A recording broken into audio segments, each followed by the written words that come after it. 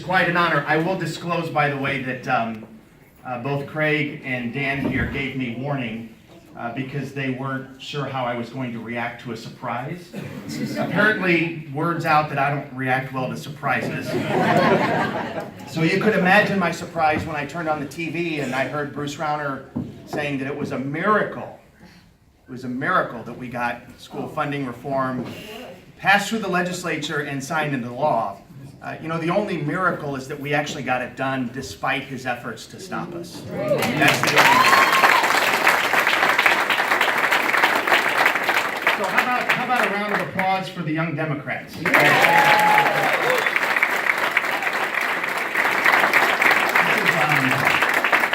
The organization, as everybody knows, the organization does incredible work that is, I would boil it down to just nuts and bolts organizing. The things that make Democrats successful, the things that Sherry just talked about, that's what the Young Democrats do each and every day, I think every weekend for as far back as I could imagine, passing petitions this fall, getting Democrats organized. That's tough work these days, but they do it and they do it well. So thank you to all the Young Democrats, and thank you for the recognition with this award. A couple of things real quick. I want to thank Sherry Bustos again for being here. You could probably notice she's kind of adopted all of downstate. She's kind of adopted all of downstate, but she's a voice that I think is invaluable in our country right now. She's a leading voice all over the United States that proves that Democrats can get elected in tough districts if they do the right things, if they talk to voters face to face, if they concentrate on issues that matter to voters regardless of their political stripes. Democrats can get elected in tough districts, and her voice right now in our party is invaluable. So Sherry, thank you for what you're doing in those efforts. We haven't talked about Governor Rauner this morning, so I'm going to spend a few minutes doing that. I've had a lot of coffee. And I've seen a lot of TV ads, so I'm not going to leave this room until I give you my thoughts on how important 2018 is coming up. But I will say this, 3 years ago, everybody in this room sent myself and Sue Shearer back to the General Assembly on this day 3 years ago to represent you in the House and the Senate.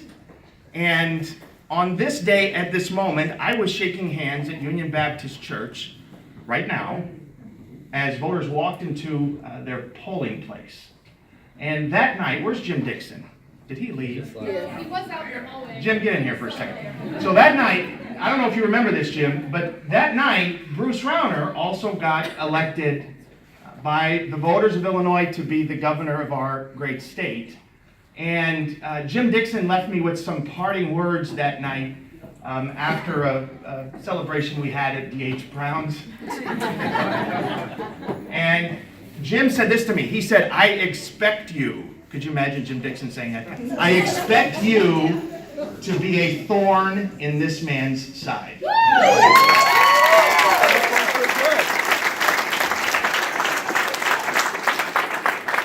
So I'm here to report to you that I've been a proud thorn in the side of Bruce Rauner.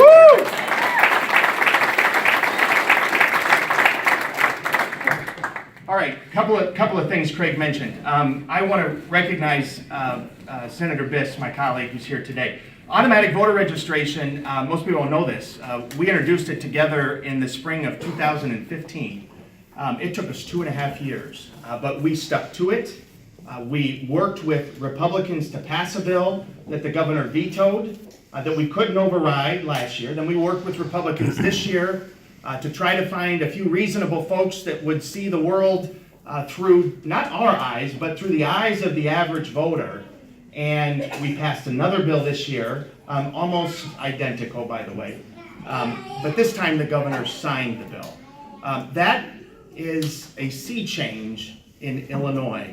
It will open up the ballot box to as many people as we can physically do that for, regardless of race, regardless of wealth, regardless of all of these predispositions that legislatures in other states are using to keep people away from the ballot box. Illinois is going the opposite direction.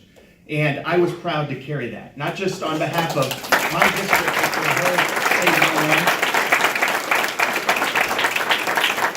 And then school funding, you know the story. I'll just tell you this. When you turn on the TV and you see Bruce Rauner taking credit for a bill that undoubtedly, without any shred of doubt, was pushed by the Democratic Party, singularly in the legislature, for 4 years.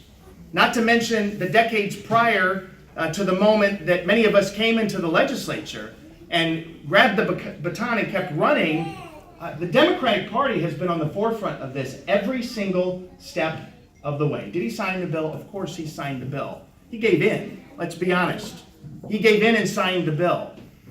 But we should recognize that it was the Democratic Party that pushed that issue time and again, over and over. I was proud to do that, but that's something that you told me to do. That's something that the people of the 48th District, in a very clear voice back in 2012, said, we expect you to change this, and we expect you to work at it until it's changed. Now, I didn't know it was going to take almost 5 years, but nonetheless, it's done, and it's over.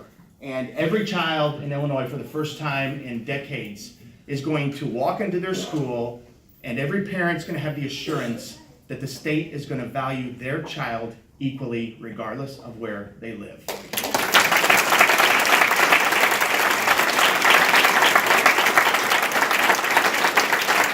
I want to pivot to some of the revisionist history that's going on right now.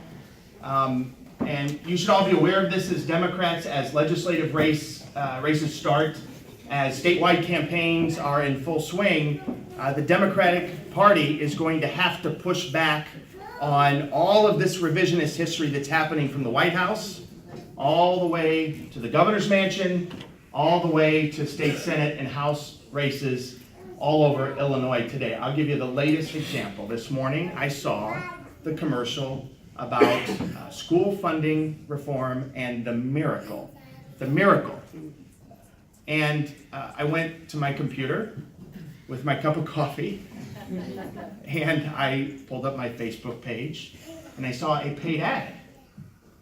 I presume paid for by the same operation, Rauner Inc., that put the commercial on television saying that it was Senator Manar's bill that bailed out the Chicago public schools. That's revisionist history at its finest. They want it both ways. They want it both ways, which is politics at its worst, and it's our job to push back on that each and every day from now until November of 2018. We have to get voters to reject that politics, and Bruce Rauner is going to do it every single day, and it's up to us to reject that. We got a glimpse of this. I'll start here in Springfield. A couple years ago, when the governor arbitrarily shut the doors of the State Museum. Remember that? It seems like it was a decade ago, doesn't it?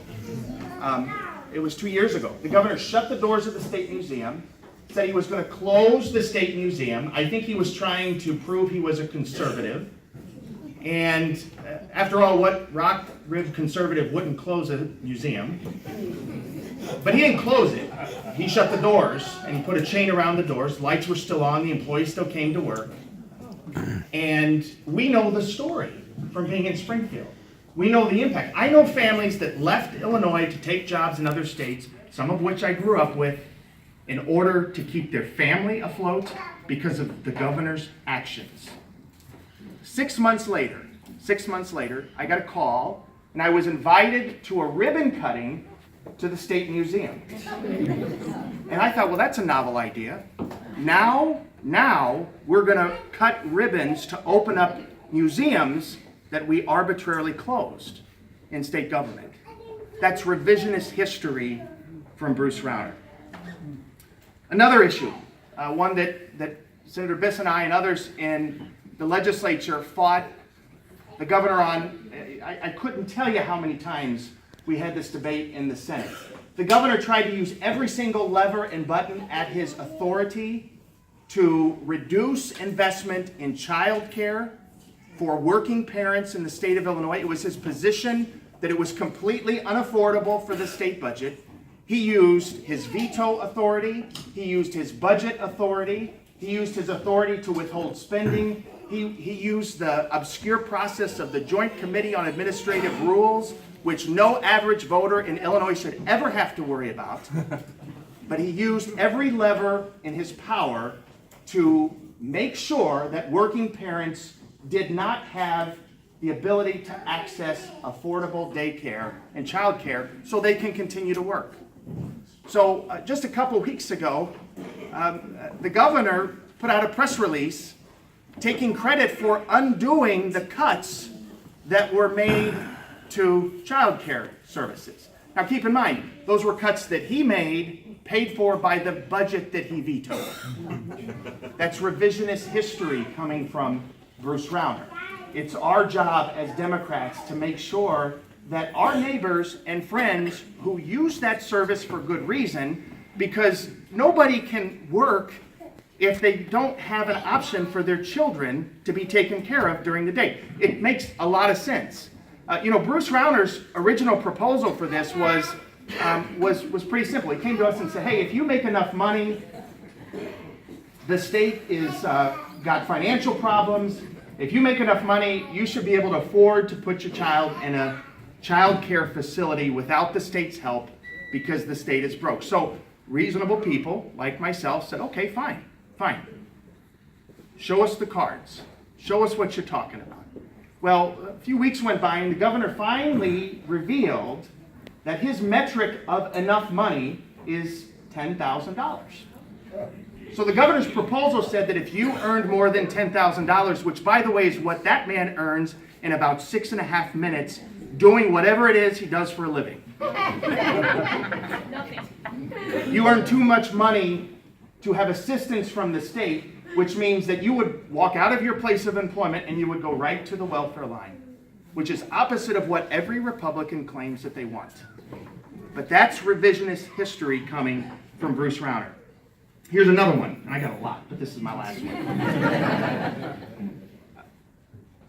A month ago, the governor was in Aurora, and he had a press conference where he said that he was going to kind of start a contest for his office opening these things called Small Business Development Centers, SBDCs. Sounds good, doesn't it? Small Business Development Centers foster entrepreneurship, create stability for small business, which is the backbone of our economy, certainly is downstate, and make sure that small business owners have all of the authority and all of the help of state government in doing what they do best, which is grow the economy. So the governor showed up in Aurora and said, I'm going to search for the best places to put these small business development centers. First of all, that's tone deaf. You don't have to search too far, Governor. Let's come to the 48th district and put your finger on a map, and there's places that need help. Real quick, it would be easier to find an official from the Department of Commerce and Economic Opportunity, the agency in state government that's supposed to be helping small businesses foster job growth and grow the economy on the local level. You would have a better shot at finding an employee of DCO in Mexico City than you would in the southern 30 counties of Illinois. You know why? Because there aren't any in the southern 30 counties of Illinois. Back to SBDCs. So the novel idea here is that the governor was taking credit for announcing he's going to open offices that he arbitrarily closed 2 years before. It's revisionist history from Bruce Rauner. My friends, if we have one task between now and 1 year from now, November of 2018, it's to defeat this man.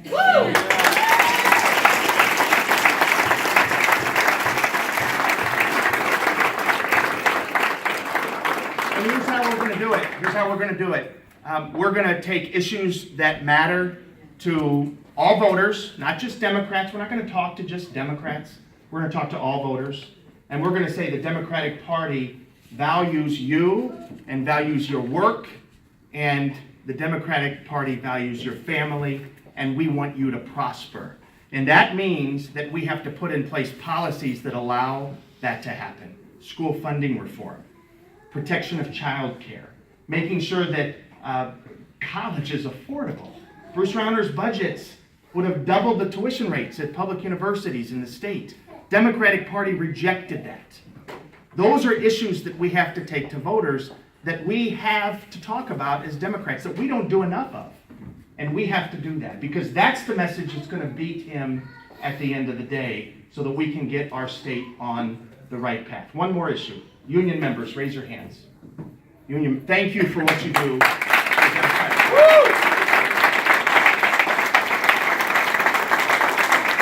So, in Bruce Rauner's, raise your hands one more time. In Bruce Rauner's, Illinois, all of you need to take a pay cut. Yeah. All right? All of you need to take a pay cut. In Bruce Rauner's, this state wouldn't function. that's right. Without state workers, Without- the state would not be At the functioning. State Board of Education and everywhere else. Would not function. That's right. Bruce Rauner wants you to take a pay cut because he thinks you make too much money. It was the Democratic Party that rejected that and will continue to reject that every single day that we have. All right. Now, if you don't belong to a union, raise your hand. This is the part that we have to get right. All right? Raise your hand again. Bruce Rauner wants you to have a pay cut too. Boo! Because we know that when right to work is implemented in a state, it's not just union men and women, working families that take a pay cut.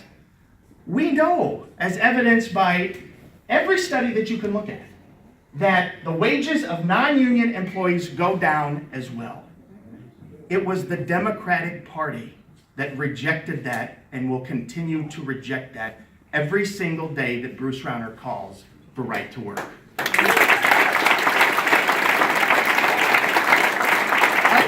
We got a lot of work to do. We got a lot of work to do. Everybody's been sitting here patiently all morning. How about another round of applause for the Young Democrats?